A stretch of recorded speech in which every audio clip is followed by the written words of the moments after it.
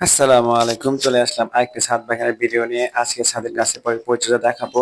তো ভিডিওর শুরুতেই একটা ভুলের জন্য ক্ষমা চেয়ে নিচ্ছি। ভিডিও আসলে ভয়েসটা আমি লাইভ দিতে পছন্দ করি। বাগানের ভিডিও কিন্তু দেখি আমার মাইক্রোফোন অফ, সুতরাং পরবর্তীতে আবার ভয়েস দিতে হলো। যাই হোক, আমার ছাদ বাগানে আমি আজকে কিভাবে পানি দিচ্ছি দেখেন। এই পানি তো জাস্ট একটা স্যাম্পল। আমি প্রায় টানা 15 থেকে 20 মিনিট শুধু গাছে পানি দিতে হয়। আপনার কি পরিমাণ গাছ আছে তা দেখলে বুঝতে পারেন। এখানে হচ্ছে প্রথমে আমি আজকে প্রথম 2-3টা ঢেঁড়স সংগ্রহ করেছিলাম। আজকে দেখা যায় 8-10টা ঢেঁড়স সংগ্রহ করবো। আসলে আস্তে আস্তে এটা বেড়ে যাবে ইনশাআল্লাহ। আর সবাই অবশ্যই মাশাআল্লাহ বলবেন। এই যে ঢেঁড়স সংগ্রহ করতেছি, দেখেন ঢেঁড়স বাগানটা জাস্ট মাশাআল্লাহ, এত সুন্দর ঢেঁড়স গাছগুলো পুষ্টি হয়েছে। এখানে কিছু গোবর সার, জৈব সার দিয়ে দেওয়া হয়েছিল, যার কারণে ঢেঁড়স গাছগুলো অনেক ভালো হয়েছে। সাথে একটা পেঁপে গাছ আছে। এখানে পেঁপে গাছে অলরেডি ফুল চলে আসছে, বাট এই ফুল গাছে অবশ্য পেঁপে ধরবে না।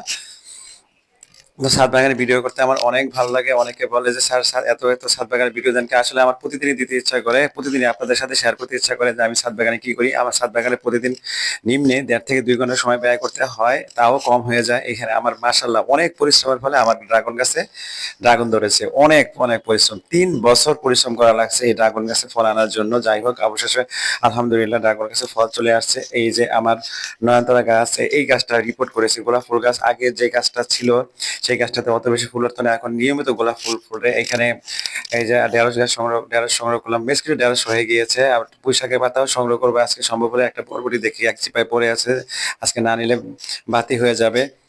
তো অনেক গাছ ছাদে আছে, সুন্দর করে সাজানো আছে, ডেকোরেশন করে পরিষ্কার পরিচ্ছন্ন যথেষ্টভাবে করেছি। নিচে এখন আর ময়লা অতটা নাই, আগে শুধু ময়লা পড়ে থাকতো। এগুলো আমি মানে বললাম না, ছাদে 2 ঘন্টা সময় দিই, তাও পানি যথেষ্ট হয় না। তো আস্তে আস্তে আরো সুন্দর করবো ইনশাল্লাহ। আপনারা সাথে থাকবেন, আপনারা দোয়া করবেন, সাপোর্ট করবেন, তাহলে আরো সুন্দর করবে। আমার ভিডিও দেখে যদি আপনারা ইন্সপিরেশন হন বা একটা ফুল গাছ লাগান, তাহলে এটাই আপনাদের সাথে যে কোনো জায়গায় আপনি এটা করতে পারেন, কোনো সমস্যা নেই। আপনার শুধু ইচ্ছা দরকার।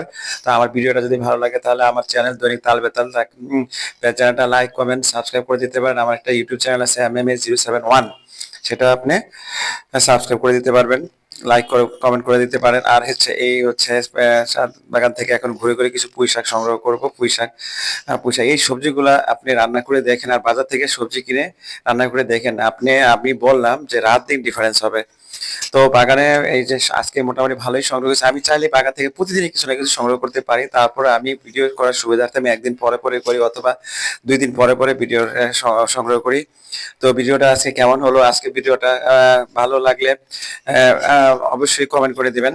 আর এই যে বিভিন্ন জায়গা থেকে পোশাক সংগ্রহ করেছি, আরো একটু গোছানো হলে ভালোই। তো একই জায়গা থেকে এক জায়গায় সংগ্রহ করতে হয়। তো আজকে এই পর্যন্তই, পরবর্তীতে আবার নতুন কোনো ভিডিও নিয়ে আসবো। তত পর্যন্ত ভালো থাকবেন। আল্লাহ হাফেজ।